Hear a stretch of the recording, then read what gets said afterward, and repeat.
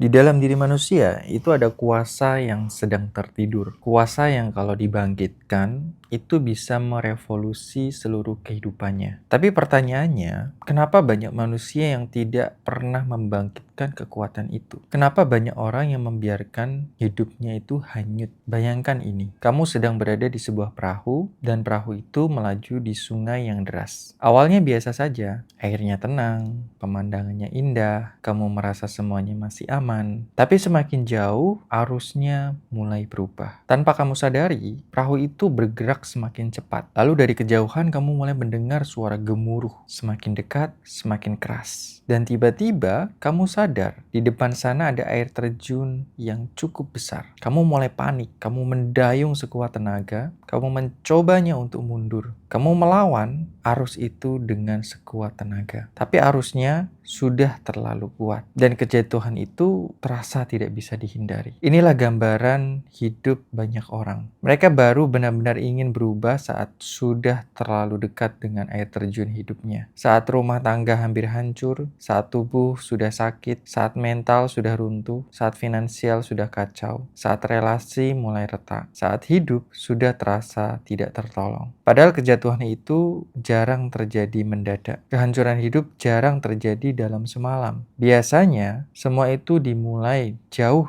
di hulu sungai. Di titik ketika seseorang tidak mengambil keputusan apapun. Karena mereka tidak mengambil keputusan, sebenarnya juga sebuah keputusan untuk menyerahkan hidupnya kepada arus itu. Banyak orang yang tidak sadar bahwa hidupnya itu bukan hancur karena satu kejadian yang besar. Hidupnya berubah karena keputusan-keputusan kecil yang terus diabaikan. Menunda bicara untuk jujur, menunda memperbaiki diri, menunda menyelesaikan luka, menunda menjaga tubuh, menunda keluar dari pola buruk, menunda mengambil tanggung jawab. Sampai suatu hari, semua penundaan itu menjadi arus yang besar. Lalu orang berkata, kenapa hidup saya begini? Padahal hidupnya tidak langsung menjadi seperti itu. Hidup dibentuk dari keputusan yang kita ulang. Dan salah satu ilusi terbesar manusia adalah berpikir bahwa masa lalu dan lingkungan sepenuhnya menentukan takdirnya. Memang benar, masa lalu punya pengaruh, lingkungan punya pengaruh, luka punya pengaruh, trauma punya pengaruh. Tapi masa lalu tidak selalu menentukan masa depan. Yang menentukan adalah makna yang kamu berikan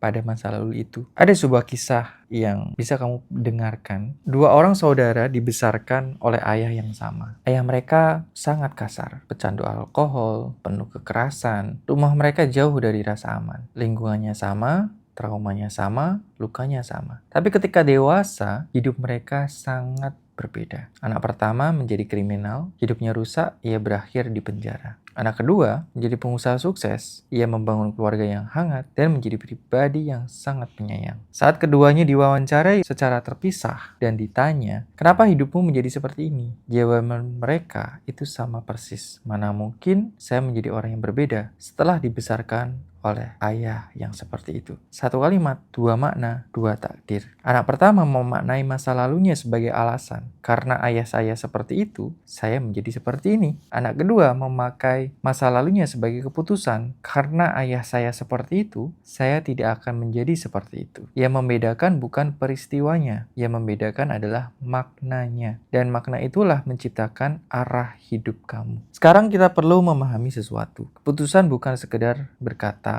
saya mau berubah, bukan juga sekedar afirmasi, bukan sekedar semangat sesaat. Akar kata decision berarti memotong dari. Artinya, ketika kamu benar-benar memutuskan, kamu memotong kemungkinan untuk kembali ke pola yang lama. Kamu tidak lagi memberi ruang untuk hidup yang sama. Tapi banyak orang yang belum benar-benar memutuskan. Mereka baru berharap, saya berharap hidup saya berubah. Saya ingin lebih baik. Saya mau sukses. Saya ingin tenang. Tapi di dalam tubuhnya, ia masih teringat pola yang lama. Keputusan sejati itu biasanya terjadi ketika seseorang mencapai batas penderitaan. Saat rasa sakit untuk tetap sama menjadi lebih besar daripada rasa takut untuk berubah, di titik itu seseorang tidak lagi berkata, nanti saja. Tapi ia berkata, cukup, saya tidak mau hidup seperti ini lagi. Itulah awal dari transformasi. Di balik semua alasan logis manusia, ada dua dorongan yang paling besar. Yang pertama adalah menghindari kepedihan atau penderitaan, dan yang kedua adalah mencari kenikmatan, pain and pleasure. Kita menghindari hal yang terasa sakit dan kita mengejar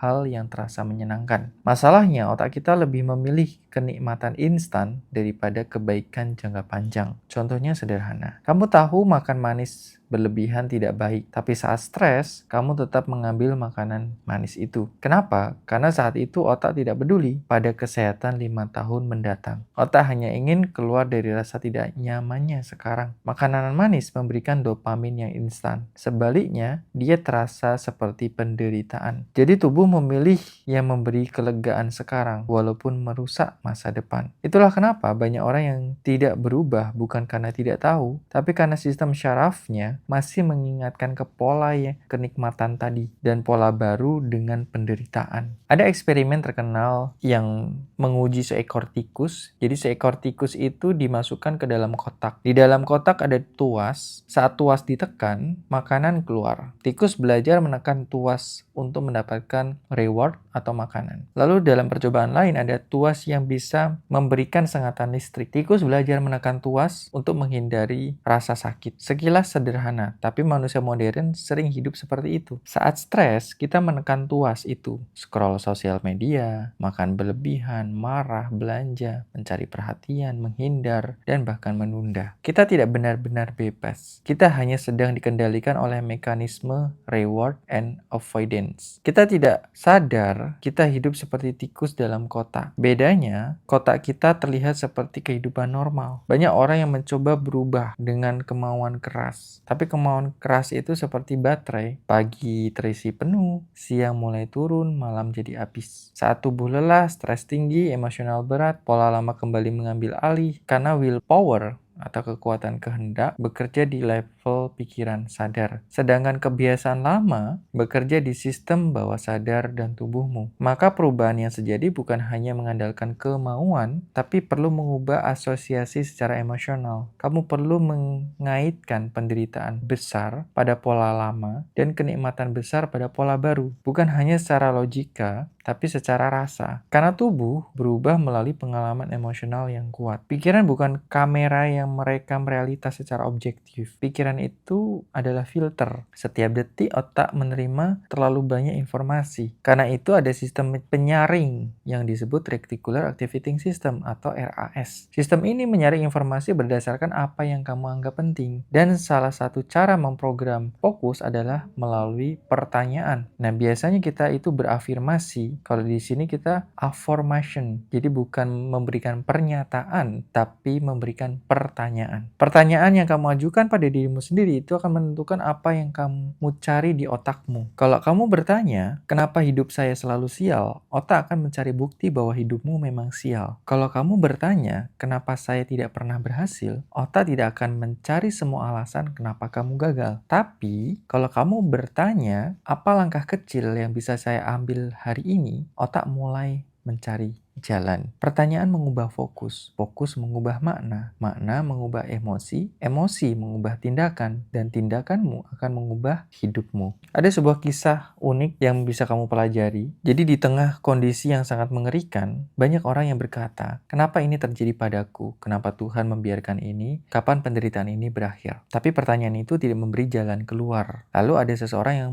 terus mungkin bertanya, bagaimana aku bisa keluar dari tempat ini dengan selamat? Awalnya pertanyaan itu terasa mustahil. Tapi karena terus diulang, otaknya mulai mencari celah. Ia mulai memperhatikan hal-hal yang tidak diperhatikan oleh orang lain. Ia melihat gerobak mayat yang rutin dibawa keluar dari camp. Lalu ia mengambil resiko besar. Ia menyelinap di antara tumpukan mayat itu. Dan akhirnya ia berhasil lolos. Apa yang menyelamatkannya? Adalah sebuah pertanyaan. Bukan pertanyaan yang membuatnya tenggelam dan menderita, tapi pertanyaan mengarahkan otaknya mencari jalan. Jadi dalam kondisi yang sulit sekalipun, ketika kamu memfokuskan untuk bertanya kepada dirimu sendiri dengan pertanyaan yang positif, yang solutif, maka kamu akan menemukan jalan dari kebingungan itu, dari kesulitan itu. Banyak orang itu menganggap emosi negatif sebagai musuh. Marah harus dibuang, sedih harus ditekan, cemas harus dilawan, takut harus disingkirkan. Padahal emosi negatif bukan musuh. Emosi adalah sinyal tindakan. seperti lampu indikator di dashboard mobil. Kalau lampu bensin menyala, apakah kamu memecahkan lampunya? Tentu tidak. Kamu membaca pesannya. Begitu juga dengan emosi. Sedih mungkin memberikan sinyal, ada harapan yang tidak dipenuhi. Marah juga memberikan sinyal, ada batas yang dilanggar. Cemas juga memberikan sinyal bahwa tubuhmu merasa tidak aman. Kesepian memberikan sinyal bahwa dirimu itu butuh koneksi yang lebih bermakna. Masalahnya banyak orang itu tidak membaca emosi. Mereka malah menutupinya dengan kerja berlebihan, hiburan, makanan, drama, dan marah-marah pada orang lain. Atau bahkan berpura-pura untuk baik-baik saja. Padahal emosi hanya ingin didengarkan. Jika tidak didengarkan, ia akan semakin keras. Tubuh menyimpan emosi. Ada kalimat yang sangat terkenal, yaitu the body keep the score. Tubuh menyimpan skornya. Artinya tubuh mencatat pengalaman yang belum selesai. Mungkin pikiran sudah lupa, tapi tubuh masih ingat. Saat situasi mirip muncul, tubuh langsung bereaksi. Seperti jantung berdebar, napas pendek, perut mual, dada sesak, leher tegang, emosi meledak. Itu adalah bentuk dari sistem syaraf yang sedang merasa terancam. Walaupun ancaman nyata mungkin sudah tidak ada, maka kamu tidak bisa hanya berkata pada tubuh, tenang dong. Karena tubuh tidak berubah hanya karena diperintah. Tubuh perlu merasa aman. Tubuh perlu mengalami pelepasan. Tubuh perlu belajar pola baru secara langsung. Ada prinsip dalam neuroplastisitas. Neuron test fire together, wire together. Sel-sel saraf yang aktif bersama akan terhubung bersama. Kalau selama bertahun-tahun setiap stres kamu lari ke makanan manis, media sosial, marah, atau mungkin menghindar, maka sirkuit itu menjadi semakin kuat, seperti jalan tol. Semakin sering dilewati, ya akan semakin mudah diakses. Nah, bayangkan sebuah piano tua, dawainya sudah lama kendur. Seorang ahli stem piano itu datang dan menarik dawai itu agar kembali tepat. Tapi karena dawai sudah bertahun-tahun terbiasa kotor, ia cenderung kembali ke posisi lama. Maka ahli itu tidak hanya menarik sekali, ia menyesuaikan, mendengarkan, menarik lagi, membiarkan, menyesuaikan lagi. Kadang menarik sedikit lebih jauh. Sampai akhirnya dawai itu menerima ketegangan baru sebagai normal yang baru. Sistem syaraf manusia itu seperti itu. Kalau selama puluhan tahun tubuhmu terbiasa cemas, takut, marah, merasa tidak layak, maka satu kali motivasi saja tidak cukup. Tubuh perlu dikondisikan ulang, pelan-pelan, konsisten, sadar, dan diulangi terus. Sampai sistem lama melemah dan pola baru menjadi normal atau familiar. Inilah mengapa pendekatan hypnoseduction menjadi sangat penting. Karena dalam hypnoseduction, kita tidak hanya mengajak kamu memahami masalah secara logika. Hypnoseduction membantu kamu untuk masuk menjadi lebih dalam ke tempat di mana memori tubuh, emosi lama, dan program bawah sadar tersimpan. Di sana, perubahan tidak hanya terjadi lewat kata-kata, perubahan terjadi karena pengalaman langsung. Tubuh mulai melepas, sistem syaraf mulai tenang, emosi lama mulai diproses, bawah sadar mulai menerima pola baru, dan energi mulai bergerak lebih lancar. Itulah perbedaan antara memahami dan benar-benar mengalami transformasi. Banyak orang sudah punya peta, tapi mereka belum punya proses untuk berjalan melewati medan batinnya. Hypnoseduction menjadi ruang untuk itu. Seringkali apa yang kamu butuhkan bukan lebih banyak ilmu, kamu sudah cukup tahu. Yang kamu butuhkan adalah sebuah pelepasan, melepaskan luka yang kamu bawa, melepaskan takut yang tidak lagi relevan, melepaskan identitas lama, melepaskan emosi yang selama ini membeku, dan melepaskan pola yang dulu membantumu bertahan, tapi sekarang menghalangimu untuk bertumbuh. Karena transformasi bukan hanya menambah sesuatu yang baru, kadang transformasi adalah membuang apa yang bukan dirimu di masa depan, seperti topeng, ketakutan, rasa malu, keyakinan lama, dan bahkan mungkin kebutuhan untuk selalu membuktikan diri. Saat semua itu